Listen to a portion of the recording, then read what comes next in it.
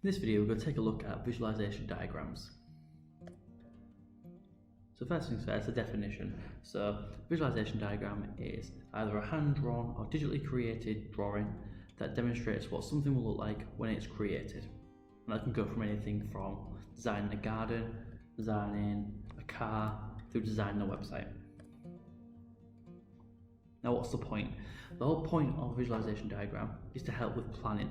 They're a rough design, and most of these visualization diagrams are heavily annotated and labelled, detailing specific points of that image. And it's something, the idea is it's something that you can bring to an initial client meeting. So you meet the clients and say, right, what have we got so far? Does that for the design for this car or website? You can show them, you can get some information from your client, and you can decide on whether or not you want to go ahead with that design or you need to go back and change it. Now where are they used? There's loads of different places where visualization diagrams are used, but if we go specifically for media, a lot of web designers are going to use them and label different parts of their websites. Graphic designers are going to label the visual style they use, what different designs they have, where text is going to go, where's image is going to go, what font's going to be used. Fashion designers might write down what material is going to be used, interior designers, that kind of thing. Now, as I've already said, visualization diagrams are used in many industries. These are just a few examples related to iMedia, but they're used in most industries.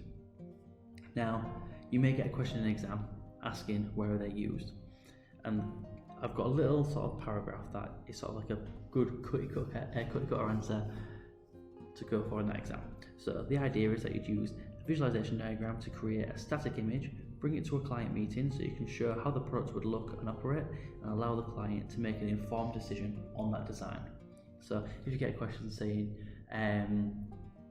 where would you use a visualization diagram, you can say, right, in the client meeting to show you designs, that kind of thing. There's also been questions actually where it said, what things should you bring to a client meeting?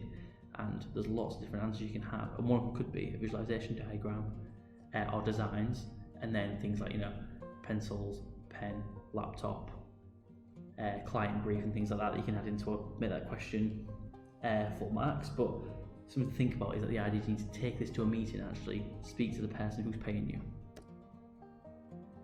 So what do we have on a visualization diagram? You'll have colours, you'll have drawings, layout, fonts, features, measurements, materials, annotations, logos, text. Now I'm being quite vague, and that's because they can be for so many different things. Obviously for a car you'd have measurements, materials, the layout of it, colour, but you're also going to have features that you can't draw, like how fast the car is going to go, what mechanisms you're going to use. I'm not a mechanic, as you can probably tell, but there's some certain things that you can actually show in a visualization diagram, which is what your annotations are for. Example here of a visualization diagram for some shoes. So it's got lots of annotations and labels showing how big they are and things like that. And the same for animation. Quite often you don't get as many annotations in terms of measurements and things, but that's an initial design from Disney for Buzz Lightyear. And you can see how that design's sort of gone through the design process and become Buzz Lightyear like that. So in the exam, what can you be asked? So you can be asked, what is the purpose of a visualization diagram? What should be included on a visualization diagram? And who uses a visualization diagram? You could be asked to evaluate one, so you can say how effective it is, what are the strengths and weaknesses, how could you improve it?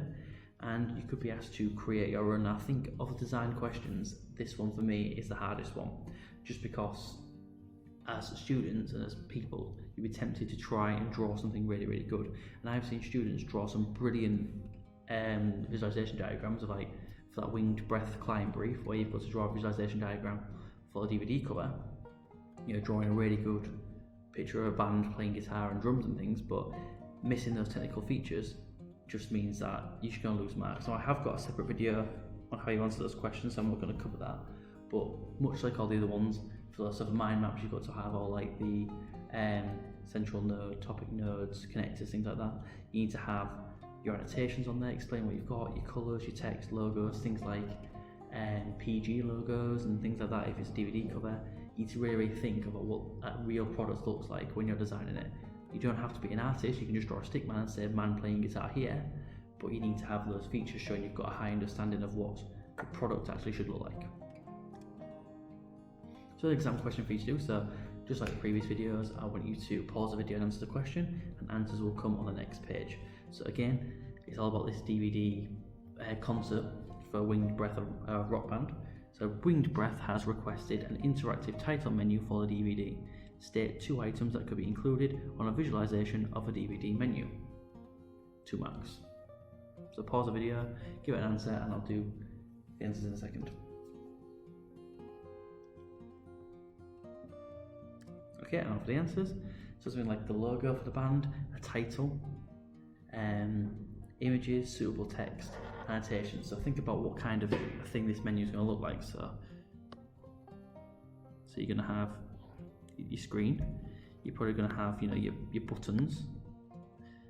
Now it's a little bit old, so it's more thinking more like a DVD menu. I mean, quite often we stream things on like Netflix and things, so it's getting harder and harder to sort of realise. But you'll have like play, you have scenes, you might have extras. Then you might have a picture of a guy. No, I can't draw, remember. Playing what looks like a banjo. And there you might have, you know, the title, so Winged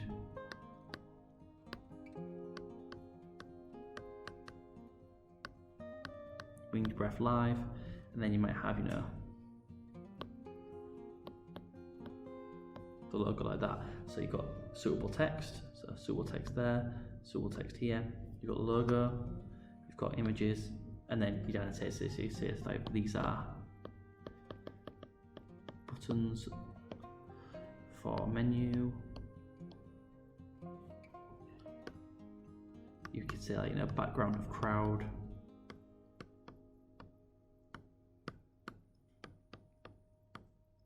And so on. And make sure you've got those animations there.